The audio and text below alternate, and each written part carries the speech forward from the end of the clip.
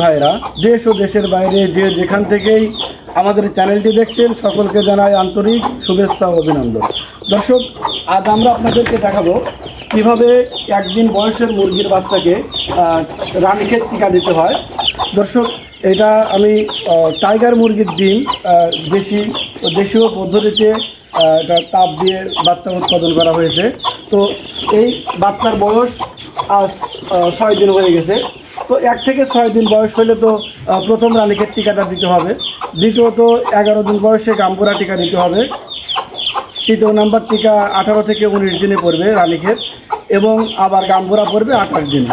তো দর্শক, আমরা দেখাবো কিভাবে টাইগার মুরগির বাচ্চাকে পরিচর্যা করা লাগে প্রথম দিন থেকে শেষ অবধি।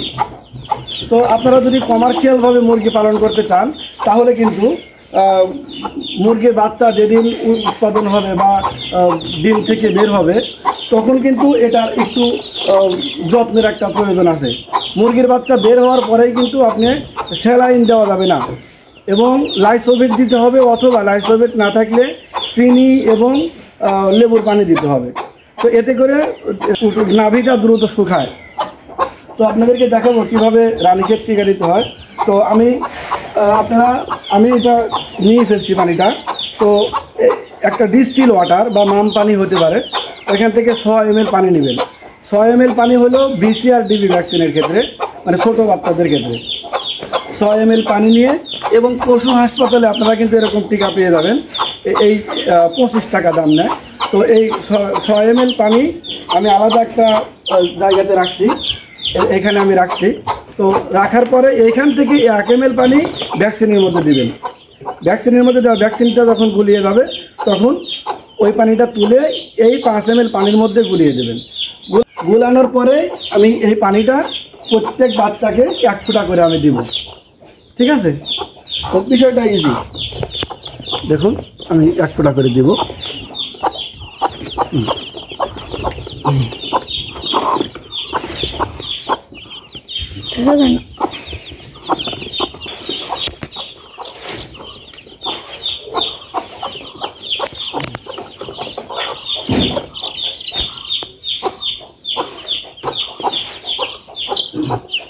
আপনারা দেখতে পাচ্ছেন বিষয়টা কিন্তু কঠিন কিছুই না। আপনারা নিজের বাড়ির যে মুরগি, দেশি মুরগি বা যে কোনো মুরগির বাচ্চা কিন্তু নিজেরাই পরিচর্যা করতে পারবেন। টিকাটা দিলে হয় কি, মুরগির কিন্তু গ্রামীণ পদ্ধতিতে যে মুরগি পালন করা হয় এটা কিন্তু বড় ধরনের কোনো রোগ হয় না। এটা রানীক্ষেত এবং গাম্বুরার টিকা দিলে মুরগিগুলো কিন্তু ভালো থাকে, এবং পক্সের টিকাটাও দিবেন। পর্যায়ক্রমে বয়স অনুযায়ী যে টিকা দিতে হয় সেই টিকাগুলো দিতে হবে।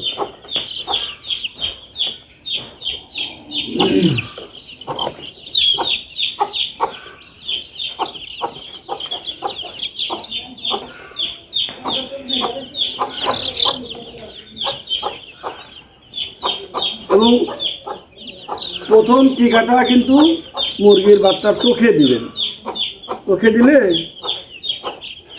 টিকাটা ভালো হয়, মানে সবাই টিকাটা পায় না। আর যদি খাওয়ায় দেওয়া যায় পানির সাথে গুলিয়ে, তাহলে কিন্তু হয়তো কেউ খাবে, কেউ খাবে না।